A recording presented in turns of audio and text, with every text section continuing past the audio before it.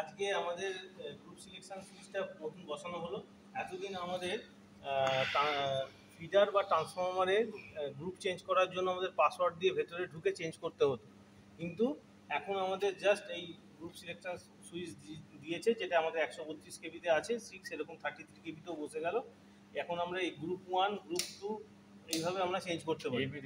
ঠিক আছে, গ্রুপ 1 মানে হচ্ছে অ্যাক্টিভ গ্রুপ 1 মানে হচ্ছে 33 কেবি ফিডারের জন্য সবসময় এটা গ্রুপ 1 এ থাকবে। যখন আমরা হ্যাঁ, আর 6.3 যখন তুলবো তখন গ্রুপ 2 তে, আর 50 MVA যখন তুলবো বাস ট্রান্সফারের উপর তখন গ্রুপ 3 তে দেবো।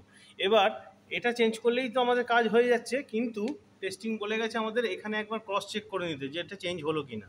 সেটা হচ্ছে এই যে মাঝের সুইচটা দিলাম, অ্যাক্টিভ গ্রুপ। এবার পাসওয়ার্ডটা দেবো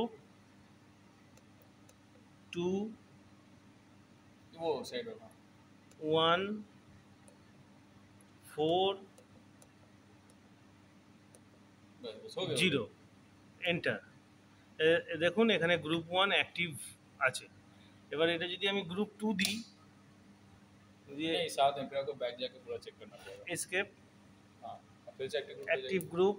पासवर्ड হচ্ছে पासवर्ड यहां पे लिखा है, ये भी बता दीजिए। हां, এখানে পাসওয়ার্ড লেখা আছে 2 दिखाइए, आप घुमा के तो दिखाइए। 1 ওটা জানো 4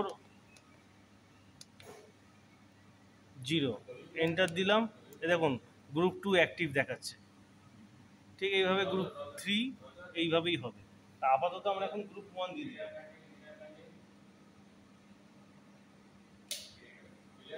যেহেতু বাই ডিফল্ট এটা গ্রুপ 1 এ থাকে।